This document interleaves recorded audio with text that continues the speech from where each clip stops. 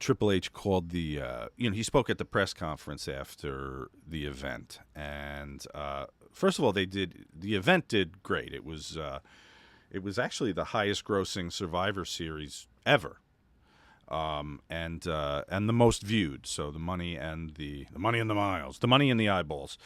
It was a sellout. I guess there was like 15,000 in attendance, but they were talking to him about if they'll see more of those gimmick matches in the future, and he was undecided, which I thought was interesting, because the old philosophy, the old pay-per-view philosophy, right, was stack the cards. You only got, unless it was a house show, you got a cage at a house show for a blow-off with Hogan or whatever. But the big shit like that you're looking at. To me, that was there was something like War Games was, I thought, one of the cooler WCW, Crockett type. War Games is what Bunkhouse Stampede should have been. Should have been. I loved War Games. I was going to ask you, working things like that. Well, take a cage first. Forget about War Games. Working a cage, did you mind? Because the match changes, right? It becomes about, at a certain point, it becomes about the tease for the last half of it, right? You're just working the cage. Easy night or more difficult? God, because no, way easier. Oh, way easier. Okay. Way easier, because as soon it's always it's the Jake Roberts psychology of, you go to get the cage, the guy blocks it, boom, you go to give him, he blocks it, then you go away from it, and so it's working for that first time somebody goes into the cage. Mm-hmm. But once you go into the cage, then it's like the pace like slows down so much, because I always, and this is what one of the things that where I thought Brett and I had such good psychology together was, we always imagined, like when you played the old school video games and they had the like your lifeline, and every time you hit something, the bar goes down. Yeah, so it's, as soon as you hit that cage, it was like it cut in half, and and you immediately had to, you could only go so long, and you'd have to get but most of the times the heel hits the cage first, and then you ball shot him or whatever. He goes up to the, he throws you in the cage, he starts to climb up, and then you sweep his legs, and he does the ball shot on the top rope, but he still hasn't went into the cage.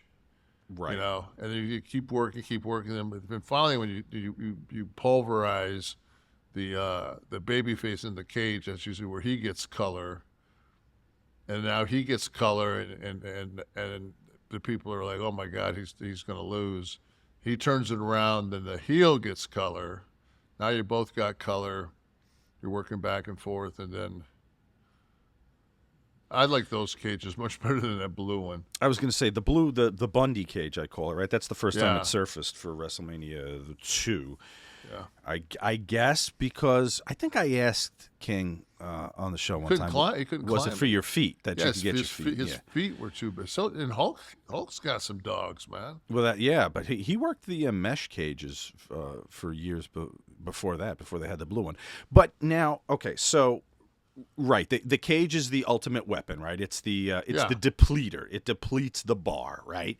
But now, when you have to do the gimmick where you're trying to get out, but you can't, and the other guy's down, so you're timing your climb with, I guess, peripheral vision. When is he starting to wake up and come out of the cell?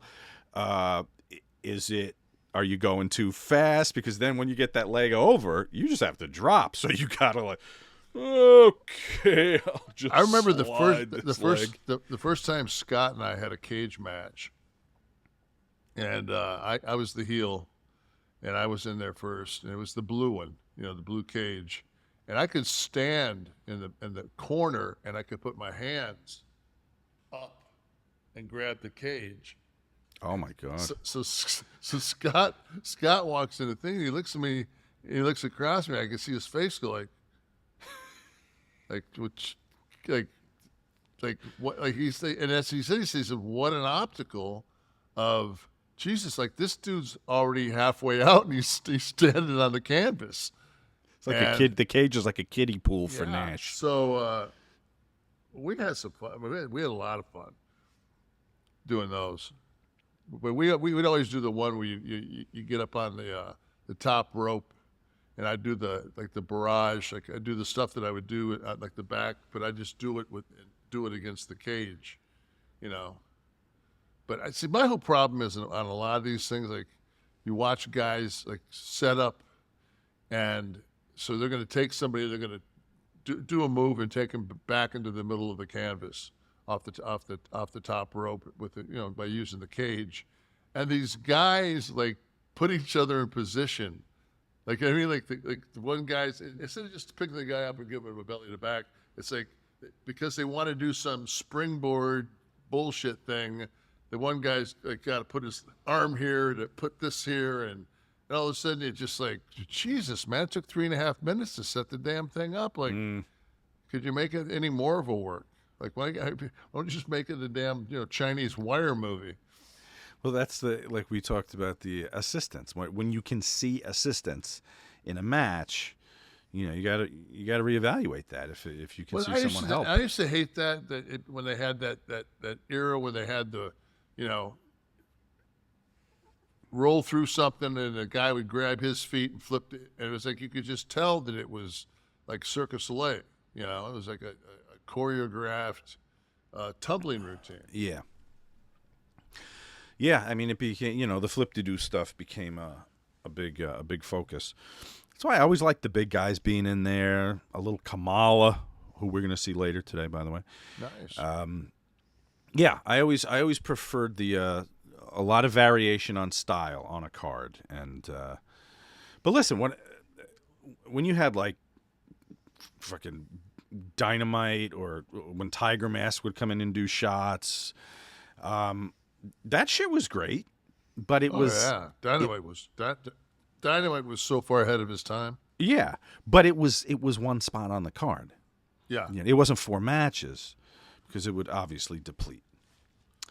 Dynamite was so far ahead of his time. Yeah, but it was one spot on the card. Yeah, it wasn't 4 matches because it would obviously deplete.